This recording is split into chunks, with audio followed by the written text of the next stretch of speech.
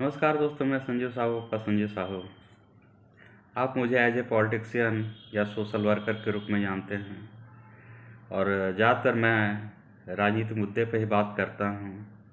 मगर आज मैं किसी राजनीतिक मुद्दे पर बात करने के लिए आपके बीच नहीं आया हूँ। आज मैं पढ़ाई लिखाई से संबंधित, खासकर जो कॉमर्स बैकग्राउंड के स्टूडेंट हैं या फिर ग्रेजुएशन करने के बाद जो टैली सीख कर अकाउंट्स का काम करना चाहते, अकाउंटेंट बनना चाहते हैं, आज का टॉपिक हमारे लिए उन विद्यार्थियों के लिए है। मित्रों, आप जब कॉमर्स में अकाउंट्स का जो है कोर्स शुरू करते हैं तो सबसे पहले जब डबल एंट्री का एक सिस्टम आता है और इसी के बेस पे सारा अकाउंटिंग होता है और उसके जो एक मुख्यतः 3 रूल्स होते हैं, 3 अकाउंट्स होते हैं: real account, nominal account, personal account. और रियल अकाउंट्स का जैसा कि आपको मालूम है, उसमें एक होता है debit what's comes in and credit what's goes out. अब पर्सनल अकाउंट में debit the receiver, credit the giver होता है।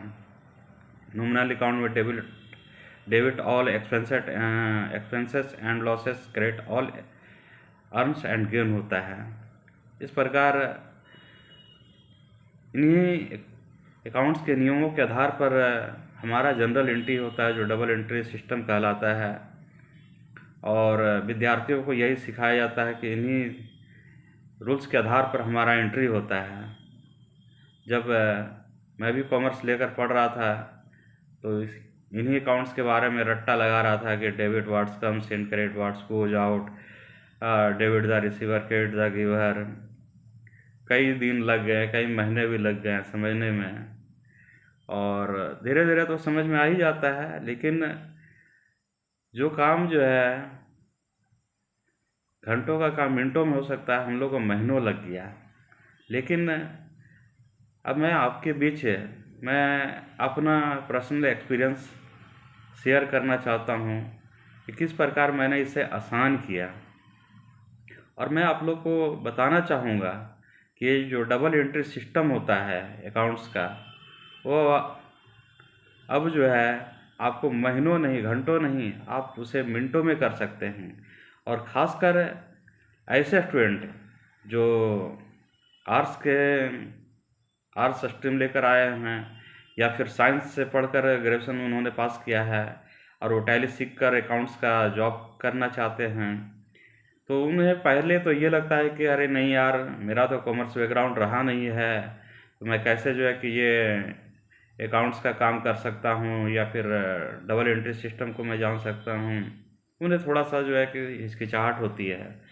मगर मैं जिन नियमों को आज बताऊँगा उसे सीख कर कोई भी व्यक्ति, चाहे वो आर्ट्स का हो, साइंस का हो या कॉमर्स वाले के लिए थोड़ा आसान तो होता ही है, बट आर्ट्स बैकग्राउंड और साइंस बैकग्राउंड के जो स्टूडेंट होते हैं उनके लिए ये बहुत ही आसान मैं आज करने जा रहा हूँ कि किस प्रकार आप डबल एंट्री सिस्टम को जो है आप केवल कुछ ट्रिक के माध्यम से जो है आप उसे सॉल्व कर सकते हैं, उसे एंट्री कर सकते हैं।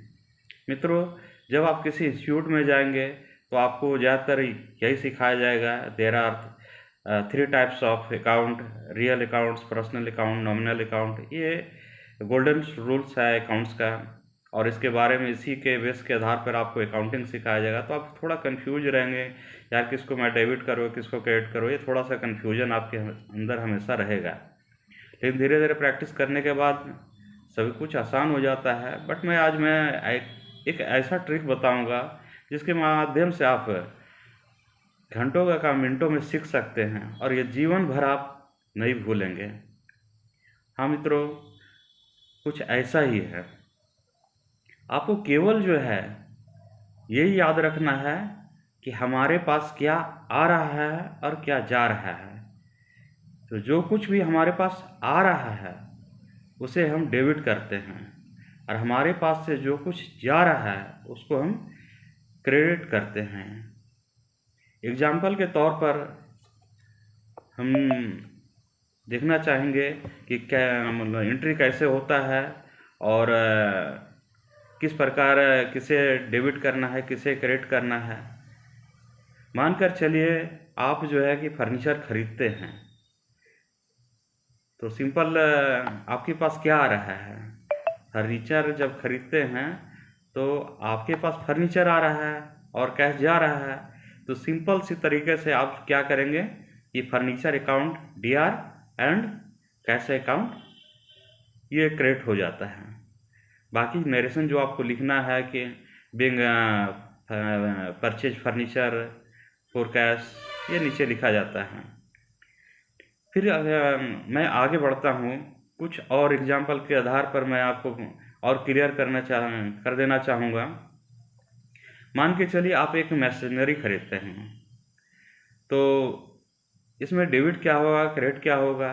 तो सिंपल सी बात है कि जब आप किसी मशीनरी को खरीद रहे हैं तो उसमें जो मशीनरी है वो आपका डीआर हो जाएगा, और आपके पास से क्या जा रहा है, कैश जा रहा है, उसको सीआर कर दीजिए, यानी machinery account DR to cash account. लेकिन मैं आपको आगे ये भी बताना चाहूँगा कि कई बार जो है कि कारोबार उधार में भी चलता है, ज़रूरी नहीं है कि वो कैश में ही चलता है। तो कई बार जो है कि आप किसी से उधारी खरीदे हुए हैं, तो इस वक्त आपको ये देखना है कि आपने किसी से सामान खरीदा है लेकिन बट उधार खरीदा है, तो आप मान के चलिए फर्नीचर खरीद रहे हैं लेकिन उसका आपने पैसा पेड नहीं किया है, तो इस वक्त क्या होगा कि फर्नीचर अकाउंट डीआर, बट आपने कैश नहीं दिया है उसे, तो उस व्यक्ति का नाम उस जगह आ जाएगा कैश की जगह टू मोहन अकाउंट। मान के चले आपने मोहन से खरीदा तो वहाँ पे मोहन अकाउंट सीआर हो जाएगा जो है। तो आपको डेबिट और क्रेडिट जो है इसी प्रकार कुछ लॉजिकल बातों को सोचकर आप इसको डेबिट और क्रेडिट इस प्रकार से कर सकते हैं। मान के चलिए आप रेंट जो है प्राप्त कर रहे हैं, तो आपके पास क्या आया, कैश आया, और cash account DR to rent account. Rent से आपने कैश प्राप्त किया कैश, या फिर आपने जो है सैलरी पेड किया है, तो क्या हो जाएगा, आपके पास क्या जा रहा है, कैश जा रहा है, और सैलरी अकाउंट डीआर करना है और कैश टू सीआर करना है। इसी प्रकार आप जो है कि केवल इन्हीं बातों को ध्यान में रखिए कि आपके पास क्या आ रहा है उसको डेबिट कर देना है, और क्या जा रहा है उसको क्रेडिट कर देना है। इस प्रकार अगर आप ये टेक्निकल रूप से ध्यान में रखकर इन बातों को देखेंगे तो ये अकाउंट्स का जो सिस्टम है, अकाउंटिंग करने का जो एक आपका जो काफ़ी जटिल लगता है कि अरे यार मुझसे हो पाएगा या नहीं हो पाएगा, ये भी आपके लिए आसान हो जाएगा। चाहे वो आर्ट्स के स्टूडेंट रहे हो, साइंस के, सभी के लिए ये आसान हो जाता है, क्योंकि ये बहुत बड़ा ये बात नहीं होता कि मान के चलिए आप बाज़ार जाते हैं और बाज़ार से आप सब्जी खरीदते हैं, तो इस वक्त जो है कि आपका एंट्री क्या होगा वाउचर में, आपका एंट्री होगा वेजिटेबल अकाउंट टू कैश, क्योंकि जो कि हमारे पास सब्जी आ रहा है और कैश जा रहा है। तो आपको इन्हीं सब बातों को ध्यान में रख के केवल सिंपल तरीके से ये सोचिएगा कि हमारे पास जो है क्या आया, जो आया उसको डेबिट कर देना है, और जो हमारे पास से जा रहा है उसको क्रेडिट कर देना है। मित्रों, जब मैं भी अकाउंट्स का स्टूडेंट रहा हूँ और टैली का कभी एंट्री करना होता था, मैं बड़ा फास्ट जो टैली का एंट्री किया करता था, बट उस वक्त मैंने इस बात को किसी से शेयर नहीं किया कि हाँ, अगर मैं शेयर कर देता तो शायद वो भी वे स्टूडेंट जो है कि उस वक्त उतना ही तेज़ी से एंट्री करते, बट मैंने उन्हें बताया नहीं। लेकिन मुझे ये लगा कि नहीं यार, अपनी बातों को जो है बताना चाहिए किसी को, तो मैंने इसके बाद कई लोगों को बाद में बताया भी, और आज आपके बीच सोशल मीडिया के माध्यम से इन बातों को शेयर कर रहा हूँ। और आपको अगर इस अकाउंट्स के बारे में किसी प्रकार का एंट्री के बारे में डाउट होगा तो हमारे कमेंट्स बॉक्स में जाकर आप पूछ सकते हैं, और मैं आपको इसके बारे में जो है कि डिटेल्स और जो है कि आपको बताऊंगा ताकि आपके अंदर किसी प्रकार का जो है कन्फ्यूजन ना रहे और आप आसानी से जो है अकाउंट्स का एंट्री कर सकें। आपका अकाउंट्स आसान हो जाएगा। आप अगर करियर बनाना चाहते हैं, अकाउंटेंट बनना चाहते हैं या टैली करके जो है कहीं जॉब करना चाहते हैं, तो भी आपको ये काफ़ी हेल्पफुल रहेगा और आप बड़ा तेज़ी और फास्ट ढंग से जो कि एंट्री कर सकते हैं। आपको काफ़ी मदद मिलेगा और किसी प्रकार का कन्फ्यूजन होने पे आप हमारे से संपर्क भी कर सकते हैं। कमेंट्स बॉक्स में आप जो है कि अपने राय भी दे सकते हैं और किसी प्रकार का कन्फ्यूजन होने पे आप हमसे पूछ भी सकते हैं। Thank you.